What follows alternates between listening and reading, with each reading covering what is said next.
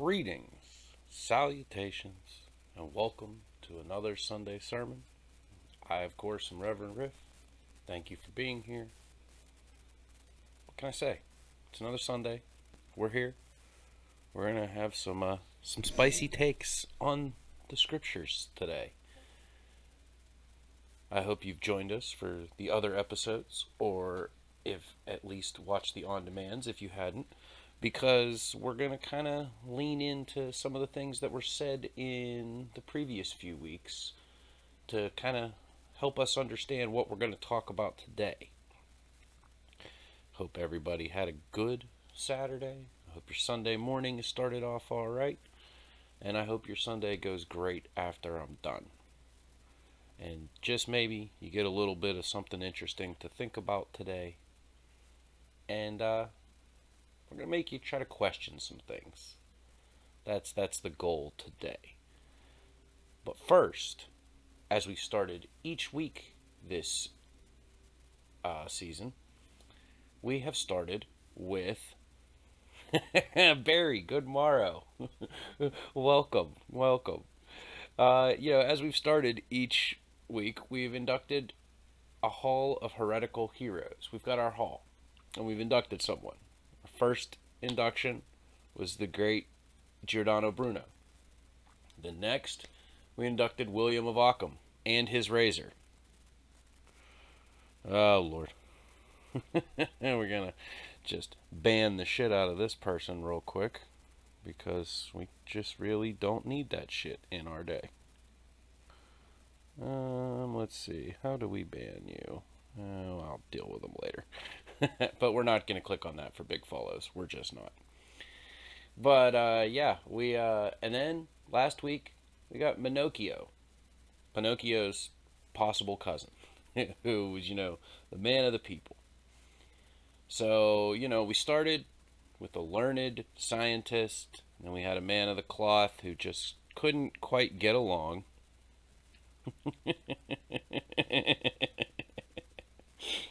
And then we had the man of the people.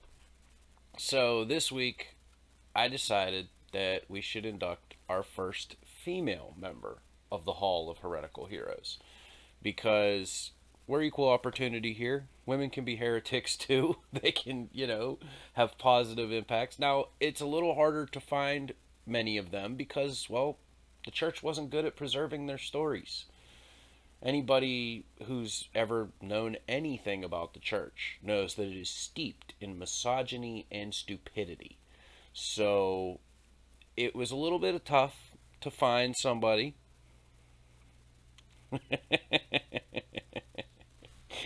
That's a great part of a Mel Brooks movie. I'm also a huge fan of Mel Brooks. So let's, without further ado, induct our first female member into the Heretic Hall of Fame, shall we? And our first female member is Anne Askew. And it's just like it says there. She was intelligent, she was talented, and she stood up for herself. So naturally, that put her on a collision course with the church. That would probably put her on a collision course with the church today, to be completely honest. But it sure as hell put her on a collision course with the church in the 1500s. It was not good. So let's learn a little bit more about this amazing woman. She was born in 1521, Lincolnshire, England. She died, that's right, only 25 years later, in the Tower of London. It was not good. She was a brilliant wordsmith. She's one of the first known female poets to compose in English. She wrote a lot of poetry. I'm not a big poem person, so I don't know how good it is, but from what I read, it was well received. And that she was very accomplished. And again, women writing back then was just not something that was done. Most people didn't even want to teach women how to read and to write. And the ones that did were told to, do that in private over there. Do your women stuff over there. The men are talking. Yeah, 25, man. She did not lead a long, full life. She lived a quick flash, kind of like a supernova. She was the first Englishwoman to demand a divorce, to publicly go out and say, I'm not being married to this guy anymore. Fucking fix it. He's an asshat. She also claimed to be an innocent party to the divorce as it was on scriptural grounds, which was absolutely unheard of at the time. She claimed that her husband's differences from her in her religious beliefs meant that she should not be married to him, and that she should not be, you know, looked down upon for requesting this divorce, that she was innocent of wrongdoing in this situation.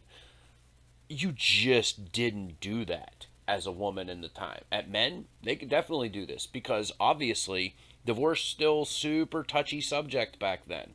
So one way you could get around it was to claim that you had done nothing wrong, but that you had irreconcilable religious differences with the other person, and that you can't expect me to be married to this heretic, so you could get divorced and it would be okay. She claimed that as a woman. That didn't happen back then. Yep. Oh, yeah. Henry VIII's going to play a big part in this story, Barry. Huge part. She studied the Bible rigorously and was known to be able to defend her views against anyone. She routinely employed plain speaking, which infuriated the powers that be because it didn't allow them to trip her up. Now, we should talk about plain speaking for just a minute. Plain speaking was something that was the Anabaptist movement really pioneered and leaned into. Anabaptist eventually morphed into Mennonites and the Amish and all of that stuff that we know today. Well, plain speaking meant that you took the Bible at its word, but furthermore, you did not use all the flowery language that we come to think of with preachers today, where they speak in these very, they speak in metaphor and parable, and they make things complicated and convoluted in an attempt to really kind of the mysteries of the church kind of thing. Yeah, plain speaking meant you didn't get into all that. One of the benefits of this was that it was very hard to say something that could be taken any other way than what you said. Whereas when the priests, they would intentionally speak vaguely. Think Nostradamus. Think of Nostradamus, if you will. His, predictions were so vague that it allowed you to ascribe them to anything you wanted to. And so you could then say, look, his prediction came true because he mentioned this thing and it's sort of like this thing, so totally that's what he was talking about. The church has been employing that for years.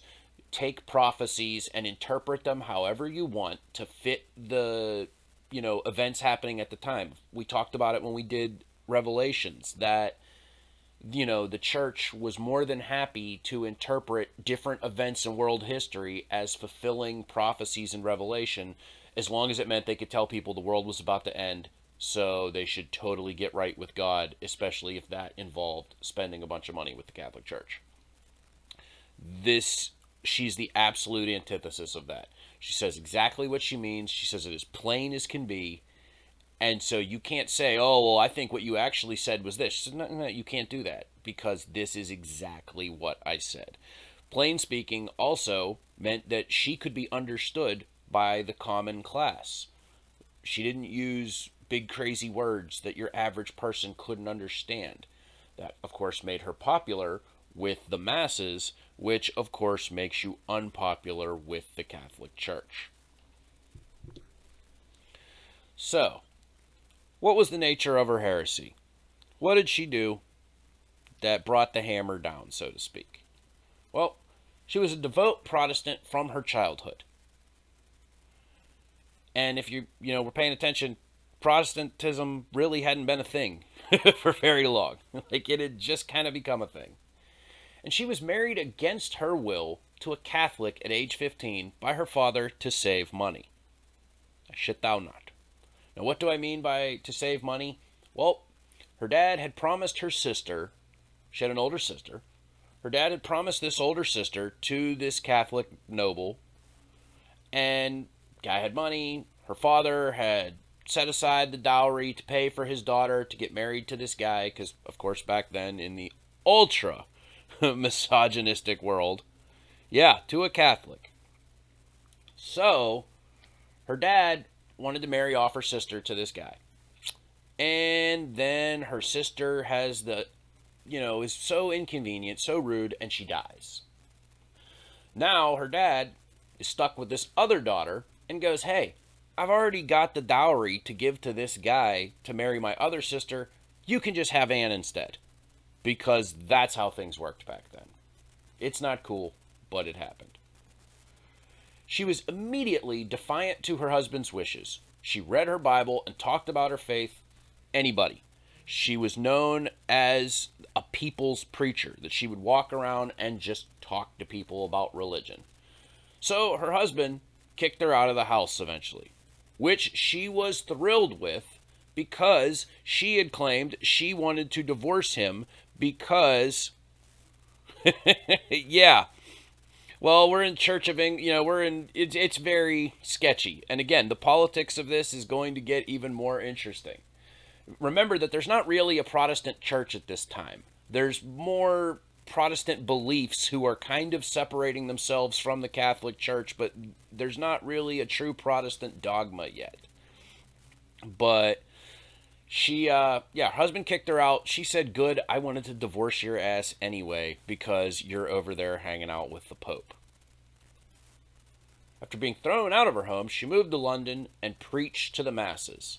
She also threw away the married name, started going by her maiden name,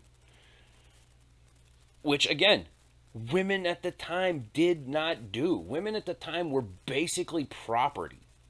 It's like the long and short of it. And she was not with that shit.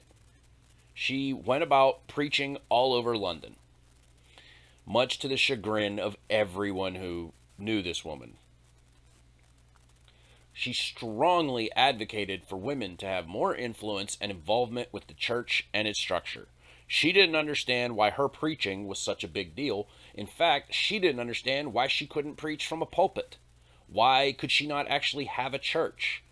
She was checking everybody on that, not just the Catholics, like anybody who would listen. She said, she's also, we talked about last week, Mary Magdalene, and how the church used that to suppress her and, claim that she was a hooker because it made it easier to try to tarnish her in the eyes of the people instead of admit that maybe Jesus was equal opportunity with his disciples and thought that anybody could be a preacher. Yeah, no. And she was right with that stuff. She wasn't hearing it that just because she was a woman, she couldn't know the Bible as well as a man, or just because she was a woman that she couldn't teach people about God. That didn't work out for her real well in the 16th century. And her brilliance, it frustrated the church, as she was too smart to ever say anything that could be directly used against her. She was brilliant at quoting scripture back at her detractors. They would hit her, welcome, Bale, welcome. Yeah, they would hit her with a question, and she would hit them back with just with a quote from the Bible. Therefore, you couldn't claim that she was being heretical. She was just quoting the Bible. And she employed this tactic brilliantly. It's like the religious version of I know you are, but what am I? They ask her a question. She fires back with just a religious thing. Well, Bale, you have a lovely morning and travel safe, my friend. So yeah, she would hit them with the scripture, and they weren't really sure what to do about this because she never gave them anything incriminating. Again, this is what makes it so fascinating. She wasn't even really committing heresy, other than she was, preaching as a woman, which isn't heretical in my mind. But they were not happy with the fact that they couldn't trip her up. They constantly tried to trip her up, and she would just quote the Bible back to them. So then, this is where it gets spicy, and our good buddy Henry VIII shows up. He's not our buddy, he was a dick. Unfortunately for Anne, she was caught up in a political mess that there is no evidence that she had any idea about this shit. None whatsoever. It really seems like she just kind of got swept up in Henry VIII's nonsense. See, he was desperate to achieve an alliance with the Roman Catholic Emperor Charles V. It was a key political piece, and a key political piece to that was halting religious reform.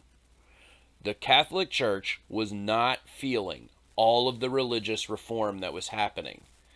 And so Henry needed an alliance with these guys, and it's like, well, hey, we're not digging all these reforms that are happening. Perhaps thou couldst halt them, and then we could all be friends. And now Anne is in the crosshairs. Not directly. See, he was looking for a reason to get rid of his wife, Queen Catherine, and he believed she was a Protestant. So naturally, all female Protestants must know each other. That's what he was going with here. That if he could get a prominent Protestant woman, that was easier to say than I thought it would be, to say the Queen is with us and she believes these heretical things, that he would have an excuse to divorce her on religious grounds. He would be blameless. The church would accept this. He could get rid of his wife and score points with Charles V to make everybody friends. And poor Anne, wrong place, wrong time. The Anabaptists had recently caused an uprising in Munster, and Henry had fears of a similar uprising occurring in London. She's out there preaching about empowerment and, that God's word is for everyone. And, she's basically subtly challenging the caste system. That is not something that Henry can let go. And the final straw was her preaching that transubstantiation was not biblical, but rather an invention of the church. And her famous line on this is, if the host should fall, meaning if you were to drop the communion wafer and a beast ate it, did that beast receive God? She's basically challenging the magic biscuit power. That if you've got this cookie and the priest turns that cookie into the blood or, the body of Christ, and that eating it, you put the body of Christ in you. You commune with God. Well, what if I drop it and a rat runs up and eats it? Did that rat just get saved? Did that rat just become expunged of its sins? Does the rat go to heaven now because it ate Christ? She said that's dumb. She said, she believed that communion was symbolic. Now they've got her, so to speak. She's finally said something heretical.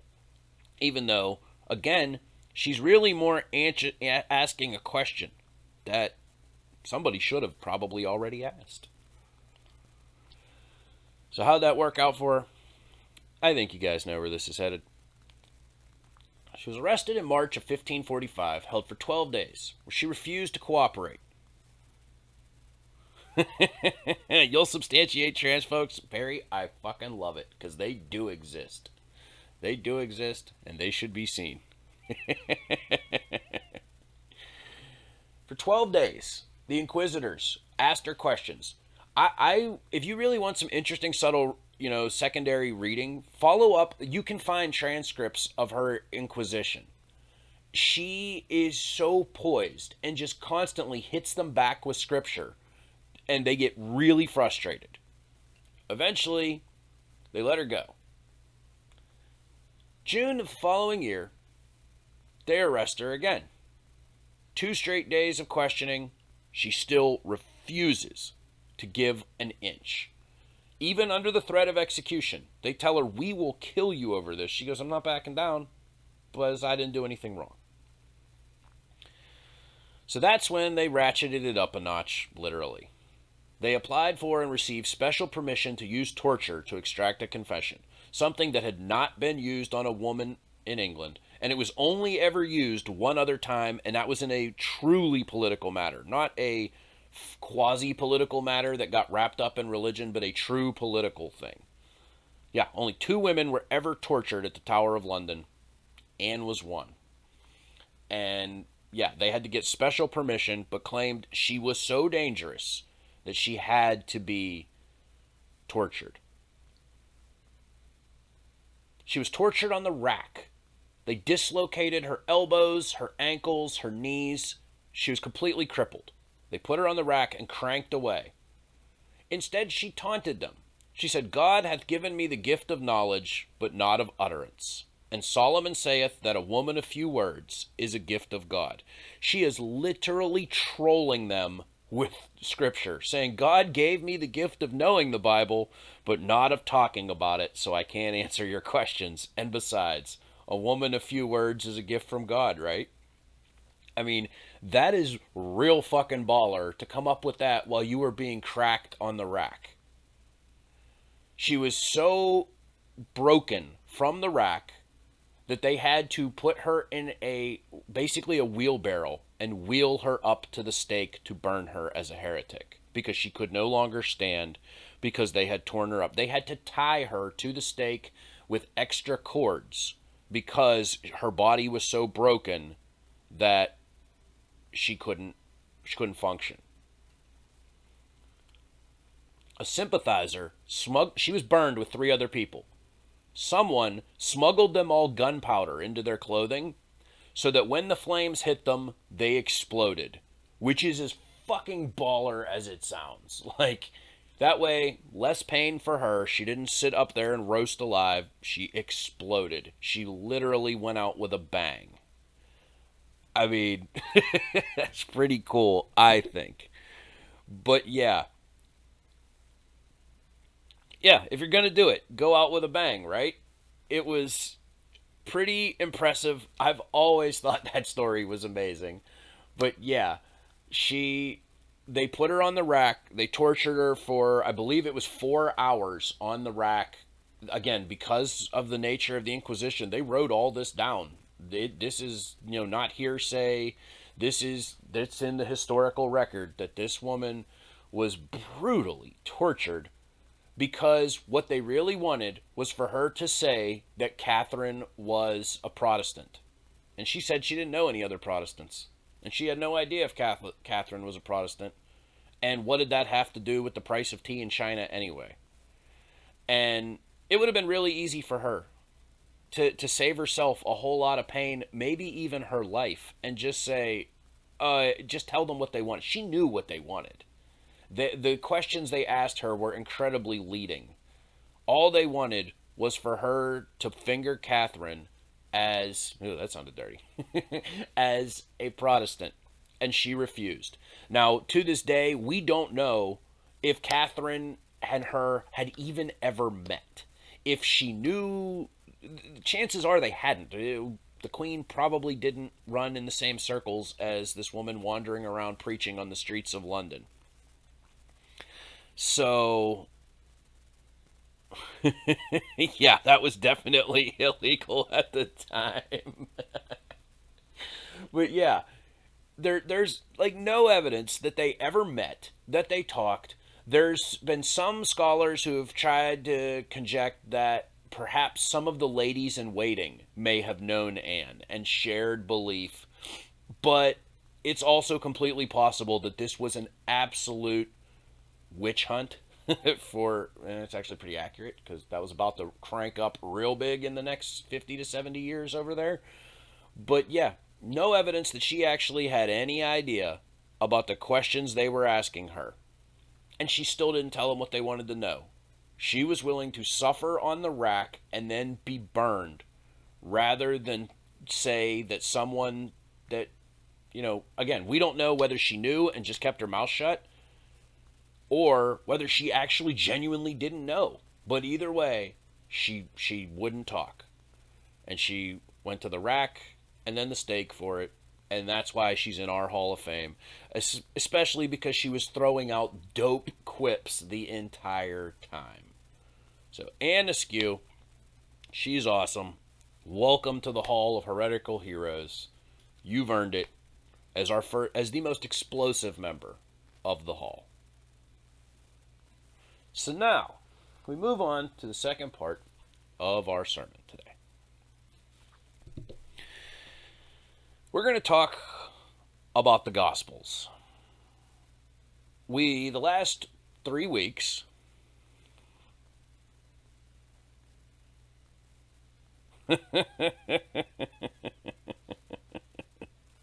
yep. Yep, pretty much. So, the last 3 weeks, we've looked at different Gnostic Gospels. They're all considered heretical.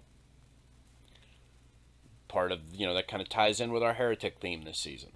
Well, one of the things that people, I think it gets taken for granted, and I don't quite understand why, is that people just accept that there must be something wrong with these other Gospels, and that's why they're not in the Bible. But the 4 that are in the Bible, they've got to be, they've got to have basis, and there's got to be some reason. There's got to be some substantiation to them that would be the reason that we picked those 4. That Matthew, Mark, Luke, and John, that these ones, those are our go-tos, and all the other Gospels, the litany of Gospels that are out there, that those are all bupkis because of some reason, that these have something that those don't.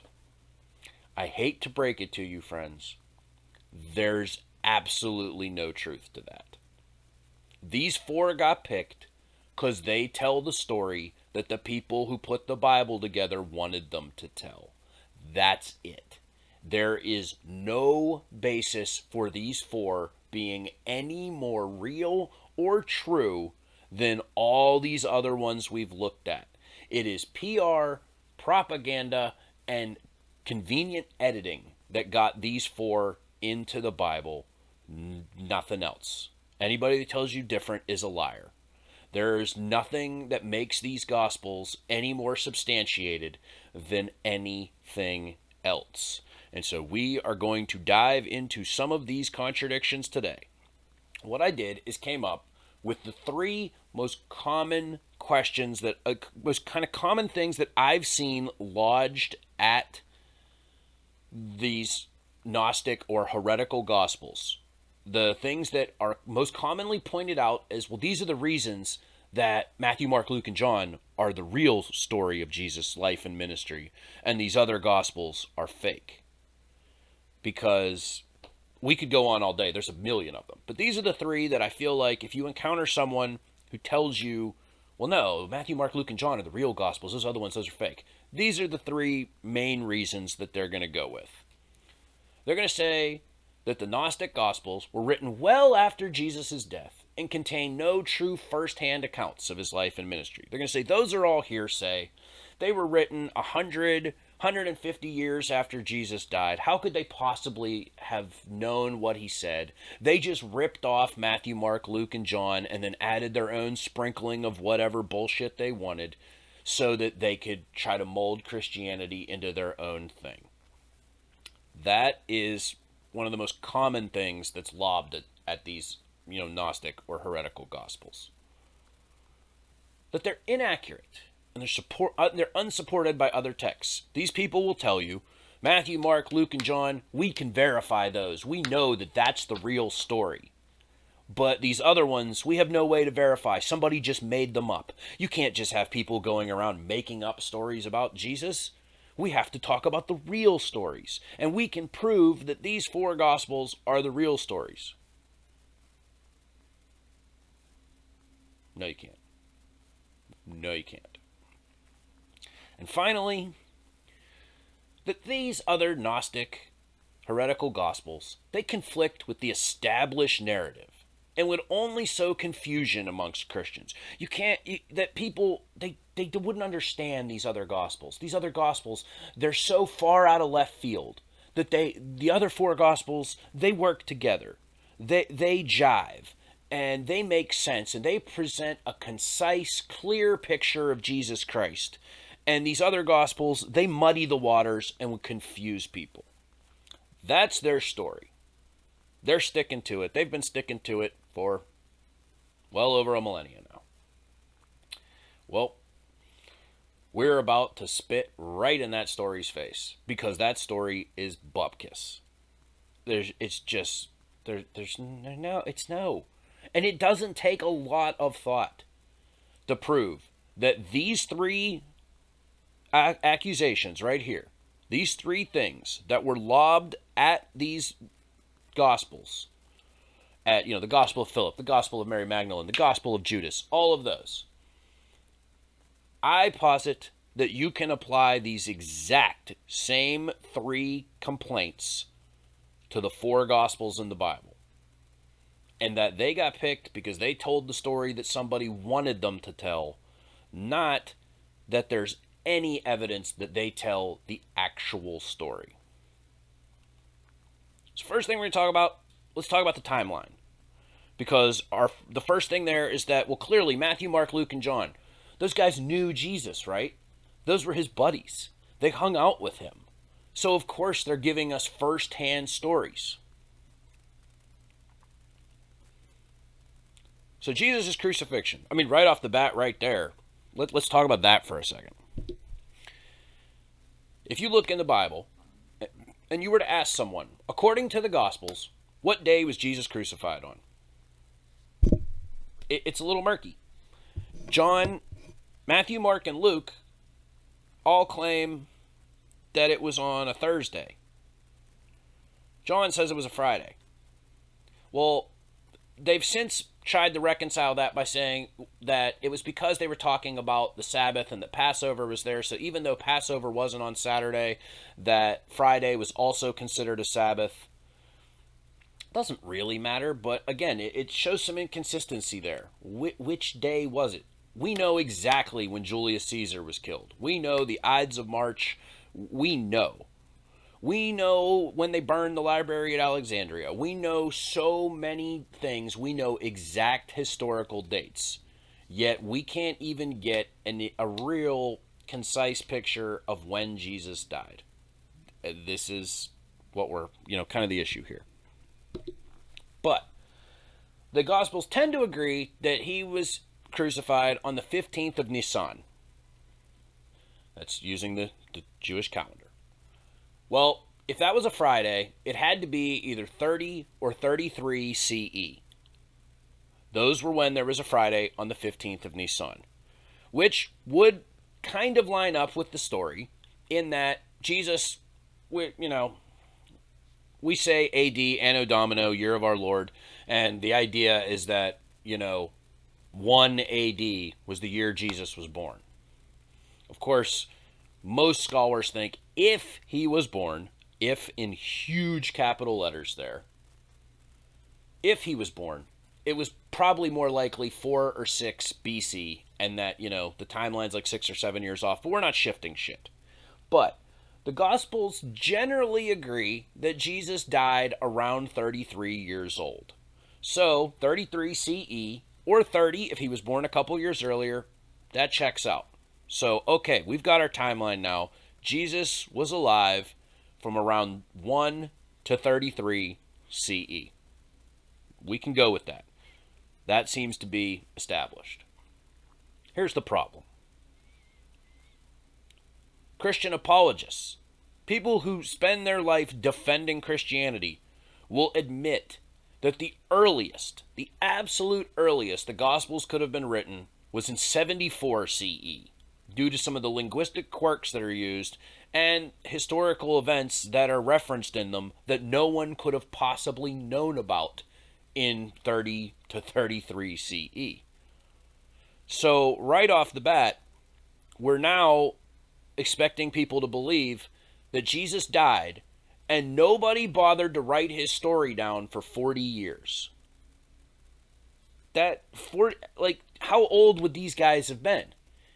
If they were around the same age as Jesus, you're now telling us that they're in their 70s when they wrote down the Crusaders.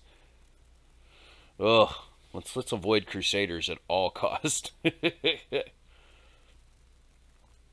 So, and welcome in, Nightingale. So, so right there, that should be a red flag to somebody. That over 40 years, nobody wrote down anything that this guy did or said, the story, detail. I don't remember what I did yesterday, much less 40 years ago. That's my entire lifespan. So that would be me writing about events that took place the year I was born. It seems odd that such a supposedly world changing person. Yeah, no, we're talking about Christian apologists right now. They definitely left themselves notes. I love it. They had post-it notes, the original post-it notes. So it kind of seems strange. And if you look at the historical record, we have plenty of historical texts written between this 30 CE and 74. There's lots of shit. History didn't stop. But yet, what's really interesting is that in that time, nobody ever mentions Jesus or his work. Nobody talks about the stuff he said. Nobody talks about his life. Nobody talks about his ministry. It's like he dies and then just falls off the face of the earth. Now, apologists may tell you, oh, well, that's because it was being suppressed. By who? Who was suppressing what? There was no, like, Christianity at this point. The Christian narrative is that it caught on like wildfire. Paul wrote his epistles, and the church was everywhere, growing and trying to be crushed by by the Romans. Except for, wouldn't then the Romans have totally mentioned this thing that they were suppressing and crushing? The Romans were more than happy to write about all the other stuff that they did. They didn't write about this. Again, should give you pause. Ask questions. Clement of Rome, one of the most famous popes, wrote some of his most famous epistles from 94 to 96 CE, and he does not mention the Gospels once. Yep, Barry, most persecuted people on the planet. How could Clement of Rome, in supposedly 20 years after Christians tell you the Gospels were written, how could he have not read them? Why would he not mention them? It makes no sense. He doesn't quote from them. He doesn't mention their existence. He doesn't admonish people to read them. He doesn't mention them at all. It's almost like they didn't exist. So now, if that checks out, which it does. So now we're saying 60 years after Jesus died, nobody wrote this shit down. At that point, you're beginning to get into it being absolutely impossible that anyone who could have interacted with him in his life is dead. Even if you were a child when Jesus died, like a baby, you would now be over 60 years old. Lifespan back then wasn't great. You would have been frail and at death's door. And again, you would have been a baby. That you would have no memory of Jesus. Anybody who would have been old enough to even have interacted with Jesus as a child would then be in their 70s. It's almost like it seems convenient that you would wait to write the Gospels until everybody that could have possibly known the guy and could, challenge what you're saying is dead. Convenience usually means conspiracy, folks. It turned into a real he said situation. The Gospel of Mark was written first. Almost every Christian apologist will admit that Mark was written first. What they don't like to point out is that it was clearly written by someone who had never been to Palestine. This person couldn't have possibly been in the Galilee or Judea area. They couldn't have.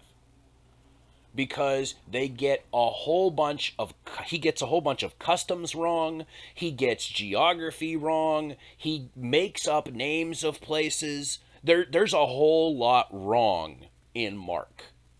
He gets Jewish custom wrong, Jewish law wrong. He just gets a whole bunch of stuff wrong. Almost like it was written by a Greek guy who was writing for a Greek audience. And he had never been there because he wasn't Mark who hung out with Jesus. That's an important thing to kind of point out too. When the Gospels were first written, whenever they were first kind of came to prominence, they were anonymous. Nobody had names on them. That was added decades after they were first discovered. They were ascribed to people. Why? The same reason that the Gnostic and heretical Gospels are ascribed to people that we know didn't write them. To give them credibility. Cool, Nightingale. Yeah, I'm not a Christian either. I'm just somebody who grew up with this stuff. Was supposed to be a minister, backed out at the last minute, and now I just like to shine a light on some of the quirks. So yeah, feel free to hit your friend with any of these details. But yeah, the Gospels, they all admit that they weren't there. It's right there in the text. If you look at Luke, the first verse of Luke, Luke says, I'm writing down stories that were told to me. And he doesn't say that his name is Luke. Again, I'm ministering to the Twitch. But yeah, these Gospels, nobody at the time thought that they were at all written by somebody who lived then or written by the actual disciples. Nobody thought that. People knew they weren't. But everybody decided to follow the ruse, put these guys' names on them, again, to give credibility, which is the exact same accusation that Christians level at the Gospel of Judas or the Gospel of Philip or the Gospel of any of these guys. They say, oh, it wasn't written by Philip. They just put his name on it to give it credence. You did the same thing with Matthew, Mark, Luke, and John. Methinks thou dost protest too much.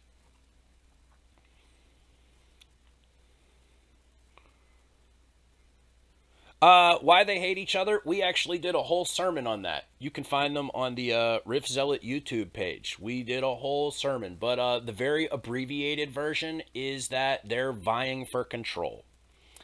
They both want your money. They both want your obedience. And so they've decided that you have to pick a side. That's the short version of it there. About 90% of Matthew is directly cribbed from Mark. The other 10% is corrections of stuff that Mark got flat out wrong. As I was saying, Mark gets geography wrong. He talks about Jesus going to a town and saying, oh, Jesus stopped by this other town on his way, even though the town he's referencing would have been 50 miles in the other direction. So either Jesus' GPS was completely on the fucking fritz, or Mark had no idea what he was talking about and was just throwing out towns to make a story. Matthew, Jesus PS. Yeah, thanks, Martin Luther. So, Matthew's Jesus is super Jewish. Super Jewish. He wears the rabbi garb. He goes around speaking in parables, which is something that rabbis would have done. They always use stories to teach through metaphor and things like that. Matthew's Jesus is the Jesus that is born of a virgin. Mark never mentions that shit. Matthew's Jesus is the Jesus who Herod, murders all the baby boys around Bethlehem. Let's talk about that for a second. Let's talk about that nightmare story. We remember it from, earlier texts and earlier sermons that we've done that according to Matthew, Herod is so paranoid about the birth of Jesus that he sends out his men to slaughter every young baby boy, every baby boy born in the Bethlehem area. Now, Herod was a dick. We historically know that Herod existed, and we know that he was a real shitty guy. How shitty was Herod? He had two of his own sons strangled because he was worried that they were getting too popular with the masses, because Herod was never popular with anybody. The Jews hated him because he was a puppet king for the Romans. The Romans hated him because they just genuinely didn't like the Jews, and they thought that he was way too brutal, because Herod he held on with two hands. And there were historians at the time who did not like Herod and took great joy in writing about what a piece of shit he was. Yet not one single one of those historians mentions the slaughter of the innocents. Now, if you dislike a guy and he's a politician and he does something brutal and awful like that, don't you think you would write it down? Hell, it would make more sense if it wasn't mentioned in the Gospels, but it was mentioned in the histories. We could say, well, maybe that was propaganda and they were just using Jesus' birth as an excuse to write some negative press about Herod. But yet nobody mentions it. Never mentioned. Also, going back to the timeline problem, we remember Matthew's Gospel starts, and Luke's as well, that there's a census, and that Joseph has to head down to Bethlehem because that's where he was born, and he has to go to the census. He has to register. The problem is that never happened. There was a Judean census, not a worldwide census. And so we'll say, okay, the writers, they messed up that one little detail. Infallible Bible, all that nonsense. No, they just messed up that little detail. Except for they got the wrong guy. They claimed that it was done in the time of Caesar Augustus.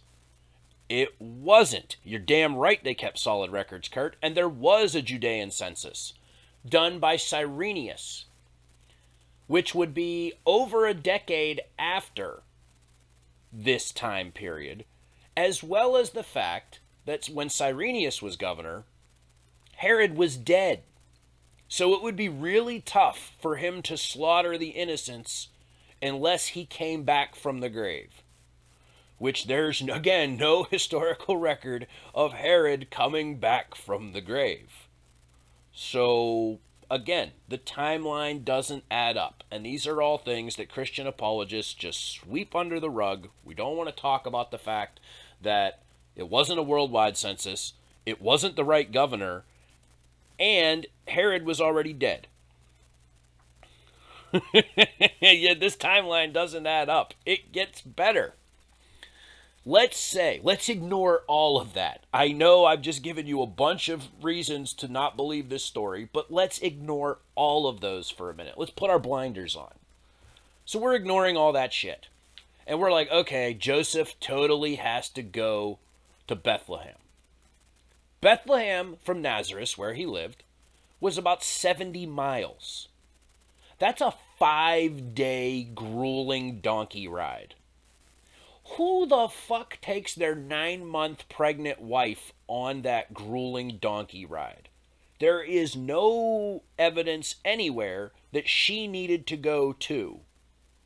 So why would he take his wife on this brutal trek? It makes no sense unless it's just a really convenient plot point. No, do not Google 5-day grueling donkey ride. That will not end well for anyone. That's a subset of internet videos we're just rather ignore. Luke, he only copies about 65% of Mark's text. The rest, he copied from Flavius Josephus. And not well at that.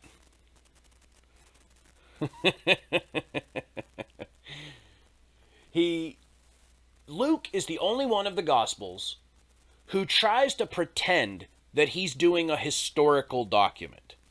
Nobody else tries to pretend that what they're saying is history. They all basically kind of admit that it's myth-making. We know that.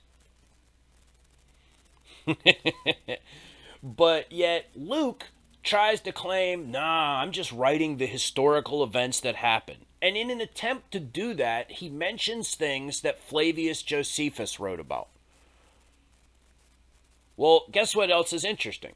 Flavius Josephus didn't write that stuff till right at, the turn of the century. So again, Luke then couldn't have been written till around 110 CE. So now we are literally almost 100 years after Jesus' life.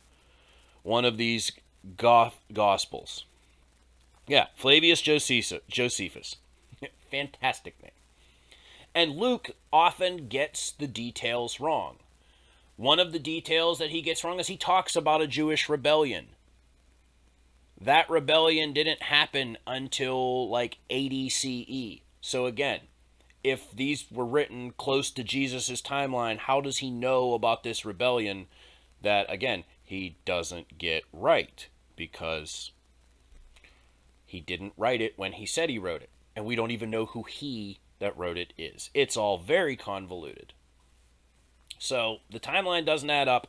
I think we can say we've debunked that. These four Gospels were not written around the time of Jesus. If anything, John, which doesn't copy anything from these guys, and we'll get to that in a minute, John is like the out of left field. As we've talked about, Matthew, Mark, and Luke are referred to as the synoptic Gospels because they kind of jive with each other. Basically because it looks like Mark wrote his first and the other two just copied his shit and threw in their own flavor depending on who they wanted. You have to almost think about it like this. Mark wrote his very flawed gospel first. His gospel is short, it is to the point, and it ends when Jesus dies. Then Matthew, he adds a virgin birth, dodging, a slaughter at the hands of Herod. His Jesus actually gets all the Jewish stuff right, and his Jesus is pretty much a rabbi that may have had some superpowers, who goes on a 1-year ministry, which jives with Mark, that Matthew omits entire parts of Jesus' genealogy that he claims he researched meticulously to prove that Jesus is descended from David. And his Jesus, dies at the end. Then Luke comes along. Luke's Jesus, he's not quite as Jewish as Matthew's. He's a little more laid back. And he's also got amazing superpowers. He's all about parables, but different parables than the one Matthew told. And his Jesus is a little more political. Then John's Jesus doesn't look like any of those guys' Jesus, but we'll get to that in a moment. So, the second one, that, these four Gospels are supported. The other Gospels aren't supported. They aren't. Despite the fact that Christians are responsible for preserving almost all the ancient texts that we have. It was monks who were the scribes who copied all this shit down and searched and kept documents and also burned a lot of documents that didn't jive with what they wanted us to know.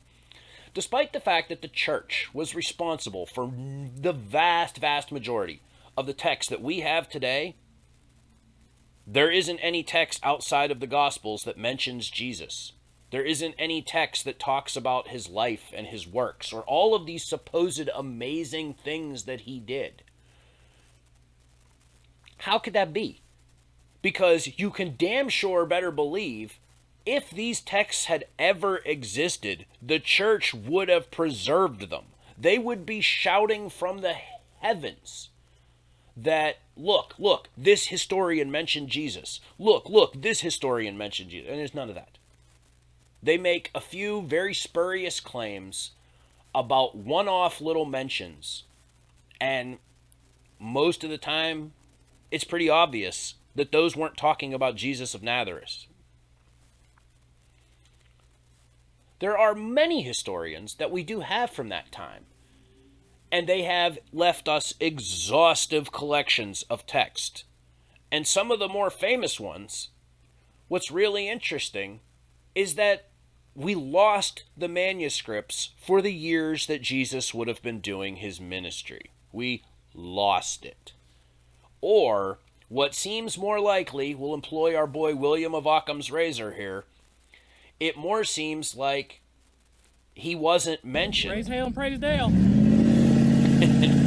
So since he wasn't mentioned, somebody conveniently decided, well, hey, Jesus was supposed to be alive during this time, and this historian doesn't mention him at all. We should lose this, because it would seem weird that this historian doesn't mention him. The idea that Rome would have ignored a guy who claimed to be the king of the Jews is absolutely laughable. Yet that is the official Christian response to why Jesus does not appear in the historical record anywhere, is the idea that Jesus just wasn't important enough for the Roman historians to mention. So you want me to believe that this guy was wandering around, performing miracles, anointing himself king of the Jews. He rode into Jerusalem on a donkey, the Palm Sunday story. People are shouting his name, laying down palm leaves. The guy has rock star status. But nobody mentioned him. And the Romans also don't mention crucifying him. They don't mention this abnormal darkness that happens when he gets crucified. They don't mention that he was put in a tomb and then bursts out of the tomb and goes and hangs out for 40 days appearing to people. They don't mention that when he dies, all these Jewish saints that supposedly came back to life and went around visiting people, encouraging them because Jesus had died. There's no mention of any of that. They don't even mention him as a fraud or a charlatan. They don't mention him at all. It does seem like you would mention a guy that could raise the dead.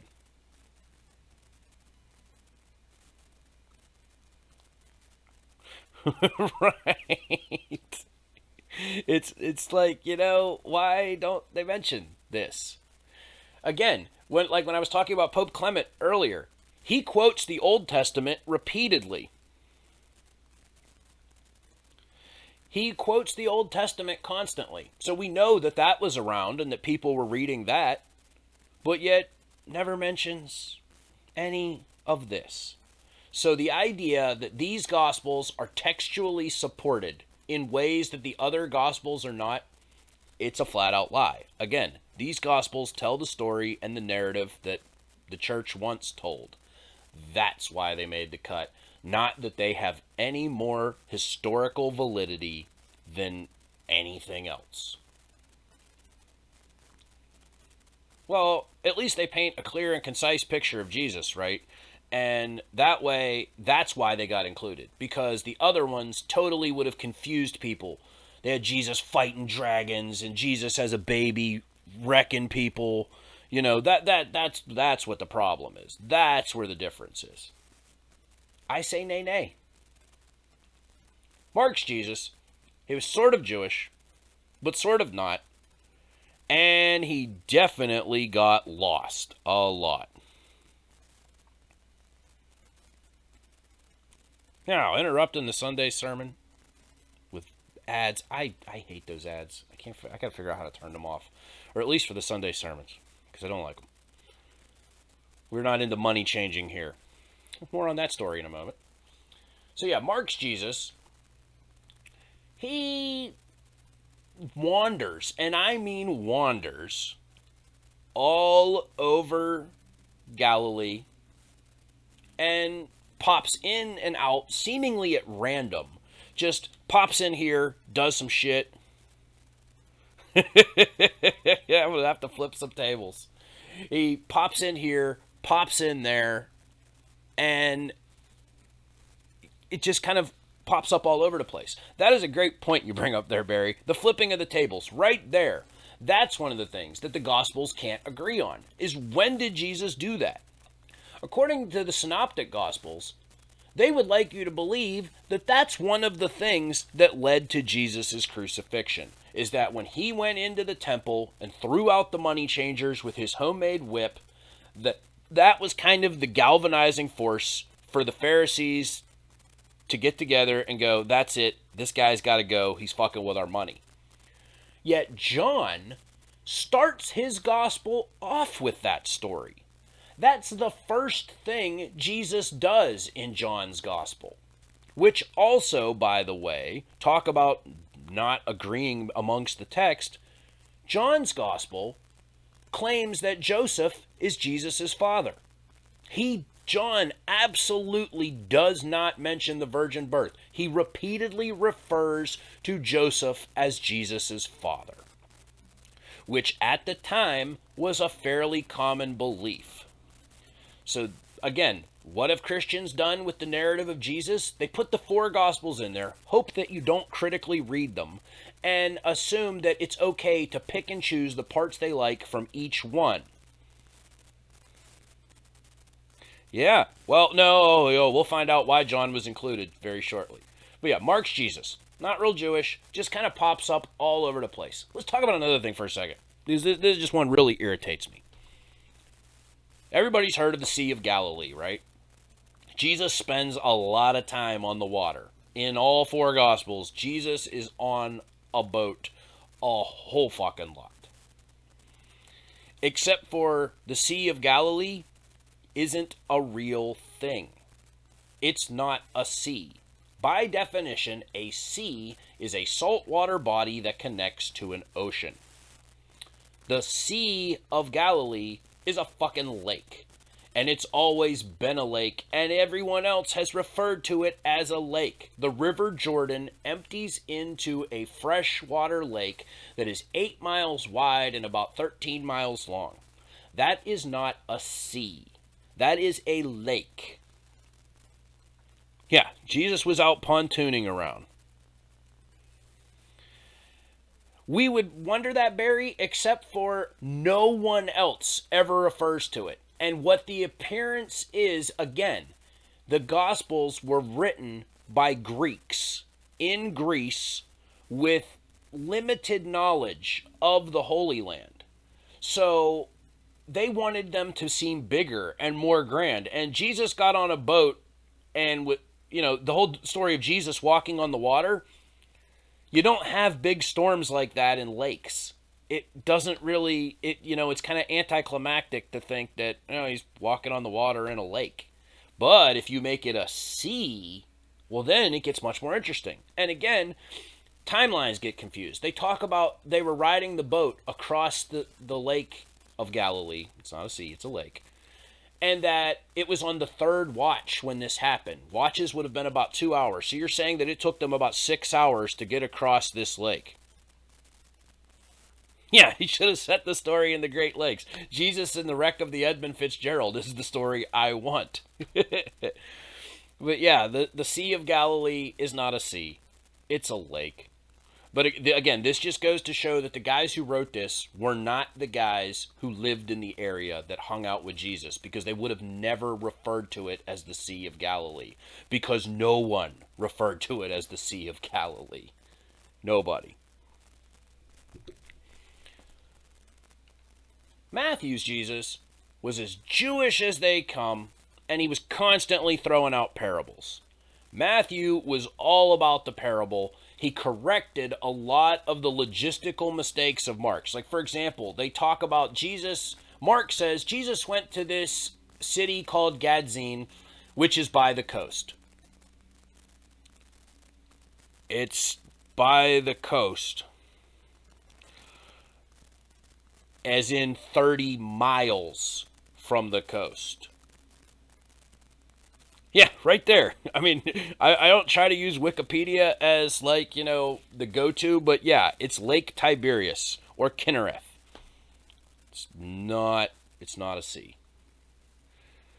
And so Matthew's Jesus, he's basically a rabbi.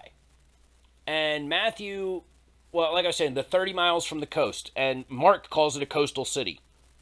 Even today, I don't consider a city that's 30 miles from the coast a coastal city. They sure as fuck didn't, in, pre-car times, consider 30 miles from the coast a coastal city.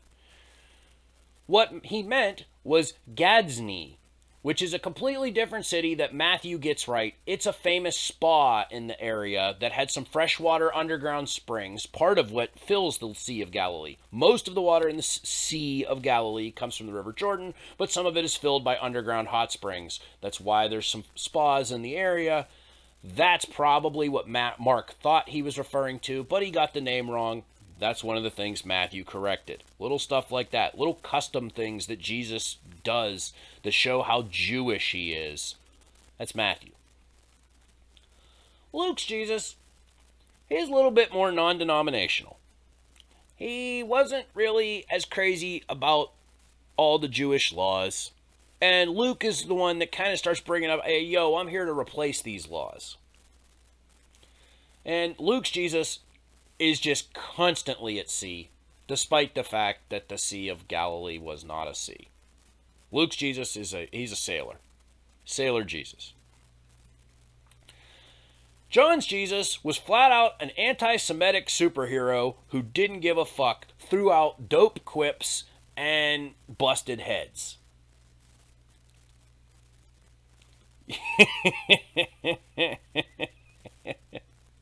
Yeah. In John's Gospel, Jews are mentioned, I believe it's 75 times. And about 71 of them, it is in a derisive, negative connotation. It is repeatedly said, like, oh, the Jews. And John is the one that really kind of sets the tone of it was the Jews that were out to get Jesus. The Jews wanted to get rid of him. A lot of that comes from John. John's Jesus performs way more miracles than anybody else. And John's Jesus isn't here for your shit at all. Perfect example here.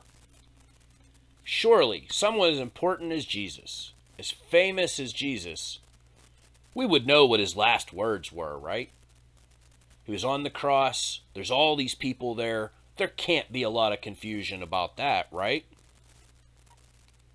Yes, John was the last gospel written, and that's why John is the favorite gospel of many evangelicals today, because that Jesus is the super-powered, doesn't give a fuck, hates Jews Jesus.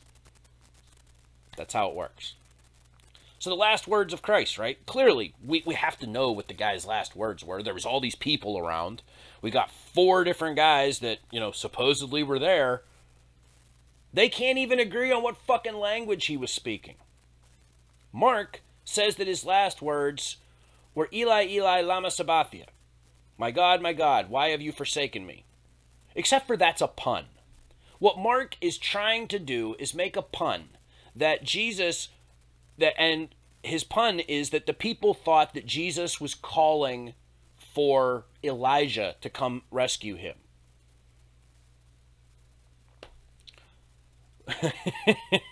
Ouch, I've been stabbed.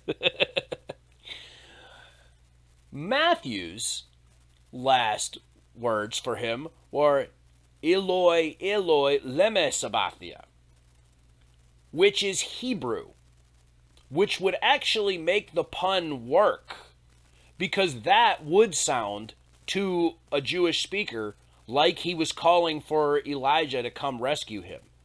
Except for Jesus didn't speak Hebrew, he spoke Aramaic. Luke says that Jesus says, Father, forgive them, for they don't know what they do. John says, John's Jesus is the macho Jesus. He says, it is finished, and he gives up the ghost. John's Jesus dies on his own fucking terms. He dies when he is good and ready to die. The whole stabbed thing, Barry, that's only mentioned in John. Nobody else has the spear of destiny. Just John. Which he claims fulfills a prophecy of Jesus not having any bones broken. Because when you sacrificed a lamb, it had to be a perfect, unblemished lamb, and you could not break any of its bones when you sacrificed it. So John wants you to understand, and the reason that he has Jesus get stabbed, scholars seem to believe, and has the water and blood rush out, is at the time that John wrote his gospel, probably around 130 CE, as in 100 years after Jesus died, there was a lot of belief that Jesus was basically some kind of fake being wearing a skin suit. John, by saying that when they stabbed Jesus, water and blood came out of him, wanted to show you that he was a man, that he was a special man, but a man nonetheless. So, we got 4 different stories of what the guy's last words are. We can't even agree on what language the guy's speaking. And then, of course, after he dies, this is one of my favorite ones. I know we've gone a little long this week. I thank you for hanging out. This is one of my favorite ones. Most people know the story, Joseph of Arimathea. If you're unfamiliar, according to the Gospels, especially John, Joseph of Arimathea is the guy who gets Jesus' body off the cross and puts him in his own personal tomb. Let's think about that for a minute. So, this guy, according to John and Mark and Matthew, all of our buddies here, this Joseph of Arimathea was a member of the council that convicted Jesus of his crimes and gave him to the Romans to be killed. First thing, if it was the Jewish council that convicted Jesus, he would have been stoned, not crucified. They would have never given him to the Romans. By violating Christian law, Jewish law, he would have been subjected to being stoned. Jesus, Kurt. So, and also, the idea that Pilate would be bullied into executing a guy he didn't want to execute makes no sense. The whole give us Barabbas, that he let someone go free. Again, that's just a metaphor. It's just a parable. Back in the day when the high priest would sacrifice the lamb, they would also have a goat, and the goat would be released. The goat was the scapegoat. He took all the sin upon him, and he was sent off. That is the metaphor that John is trying to make here when he's claiming that Barabbas is released from prison and Jesus is condemned. He's trying, again, to hook the Jewish readers who want to understand this by saying, oh yeah, he's making allusions. So, but back to Joseph of Arimathea. He's a good man who wants to get Jesus' body down off the cross. He doesn't want to just leave it hanging there. We're also led to believe that the Jews went and complained to the Romans that you couldn't leave the bodies hanging up there over Passover. As if the Romans had ever given a fuck what the Jews thought or wanted. They just didn't. That again, it's very laughable that but if you were a Roman writer or a Greek writer living in, under Roman rule, and you want to make the Romans sound more equitable, you make it sound like they acquiesced to the Jews' requests, when there's no fucking chance they would have done that. So, this Joseph of Arimathea, now he can't touch a dead body, because he would be unclean. So somehow, from the time that Jesus dies, and then it gets dark, which again, is never mentioned by anybody, and there's an earthquake. The temple veil is ripped, but yet all surviving texts we have never mention the temple veil getting ripped. All of that stuff. Well, if it got dark because of Jesus' death, well, now it's the Sabbath, meaning Joseph of Arimathea can't do any work. Yet somehow he gets Jesus' body down. He hooks up with this dude, Nicodemus, who gets a bunch of scented oils and perfumes. They wrap Jesus' body in cloth, put it in the tomb, and have this giant rock rolled in front of it. And they do all this in apparently about 2 hours. And also, it's awfully convenient that Joseph of Arimathea owns a tomb right by where they crucified Jesus. And now Christians have tried to say, oh, well, he didn't own the tomb. It was just an empty tomb. So he just stole somebody's tomb. That's what we're supposed to believe now. Okay, got it. And that, a little point of contention here is they claim that Joseph of Arimathea was a man of the council. Well, Matthew and Mark both claim that the council was unanimous in their conviction of Jesus. So this guy was on the council and demanded that Jesus be killed, but then all of a sudden decides, no, wait, take him down off the cross. I want to take care of his body. He was a good man. Which is it? Because if the council was unanimous and this guy was on the council, then that means this guy voted to convict him. So did he have remorse? What's the deal?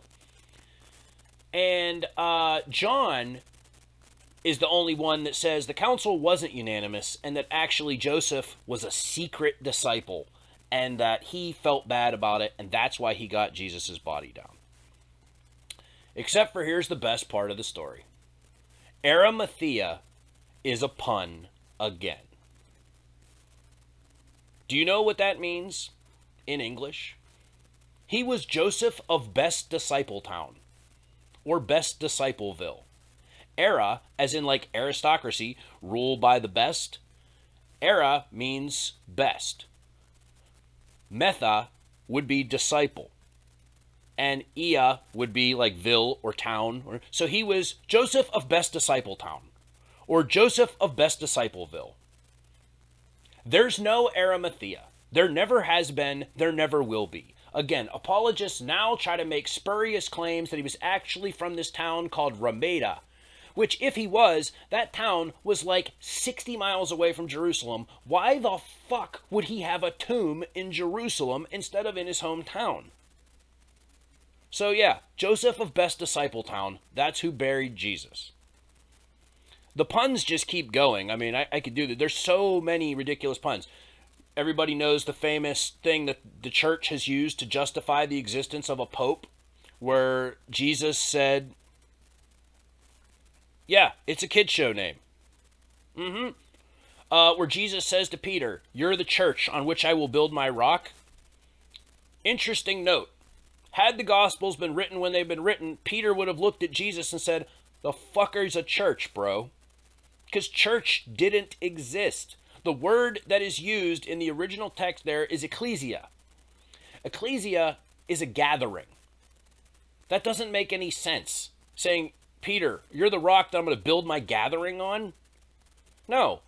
It was a pun that would have made sense to Greeks in the 2nd century, writing, Peter, the rock, you're the rock that I'll build my church on. That would have made sense to Greeks in the 2nd century. It would not have made sense to anybody in the 1st century in Judea, which is supposedly where these texts came from. Yes, Peter the Rock, disciple son. Yeah, Joseph of Arimathea, Joseph of Best Disciple Town. That's the kind of nonsense that is in these books. That somehow people will claim these 4 are canon. I'm not going to say that these 4 are any more ridiculous than some of the stuff that is in the Gnostic or heretical Gospels, but they damn sure don't have any more credibility.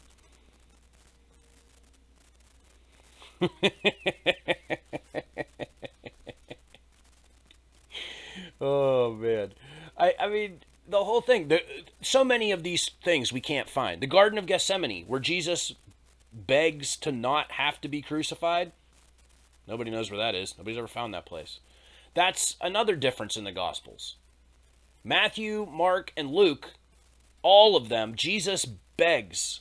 Is there any way I cannot do this? Jesus is filled with angst. He doesn't want any part of this. John, their Jesus, says, "Fuck, you think I'm going to ask to have this taken away from me? I got to do what I got to do, man." And also, the disciples fall asleep when Jesus goes to pray. In Matthew, Mark, and Luke, Jesus gently tells them, "Hey, it's time." In John, Jesus hits them with a one-liner. He goes, "Hey guys, why don't you go back to sleep? They're here to arrest me now." Because, again, John's Jesus is the angry superhero Jesus who's throwing out quips.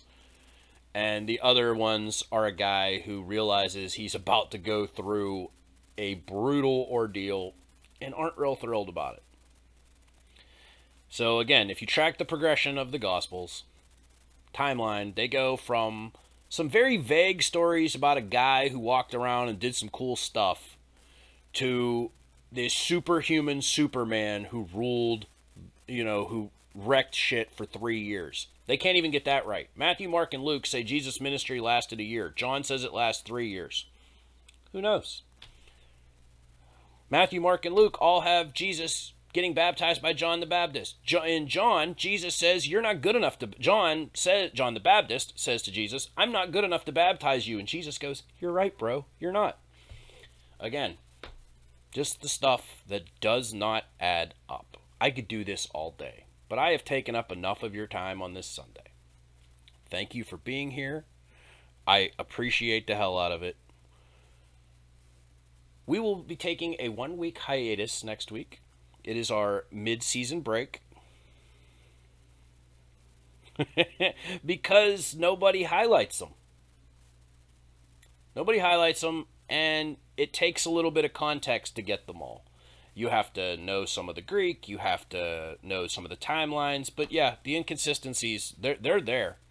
And Christians will just explain it away as, well, it was 4 different points of view of the same story. Or it was the same story reworked 4 times until they got the one that they liked. Believe what thou wilt. But thank you so much for being here, everybody. Like I said, we're going to take next week off.